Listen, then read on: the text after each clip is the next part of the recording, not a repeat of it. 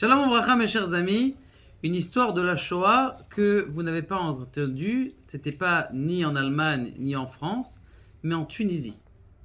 Un juif tunisien est parti voir l'Allemagne, les Allemands, et leur a dit écoutez, vous voulez tuer des juifs?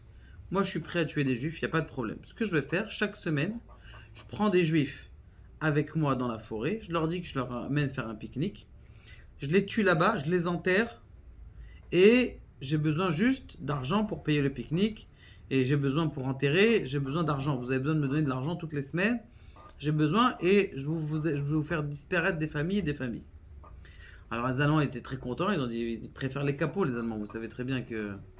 Ce qui se passe, c'est que il prend l'argent des Allemands, il donne à la famille, il a dit écoutez, on veut nous tuer, vous allez prendre un bateau, il avait un bateau, il était en rapport avec la Soukhonout israélite, il venait chercher toutes les semaines les familles, il les faisait dans un truc, et à un moment les Allemands ils ont dit mais attends peut-être qu'il les tue pas, il dit bien sûr qu'il les tue, regardez il y a plein de chiens, qu'est-ce qu'il faisait? Il achetait des poules, il les tuait, il les enterrait les poules, et les chiens ils sentaient l'odeur du sang, parce qu'il fallait bien prouver que...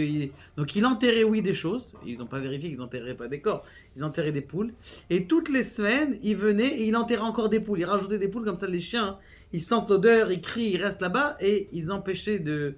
Et donc toutes les semaines comme ça il venait, il prenait l'argent des Allemands, il donnait cet argent-là aux familles. Il leur dit vous prenez, il les montait dans le bateau avec des bagages, tout ce qu'ils avaient besoin. Et en Israël, il s'occupait d'eux. Combien de familles il a sorti? 780 familles. 780 familles. 780 familles. Ce monsieur-là, il s'est fait arrêter par la police tunisienne. Qu'est-ce que tu fais? Qu'est-ce que tu as fait? Ils l'ont mis 2 ans en prison. Il est resté 2 ans en prison. C'était le dernier de sortir après tout le temps de la Shoah. Une fois qu'il est parti 2 ans en prison, il est parti monter à Carmiel. Il est parti habiter à Carmiel.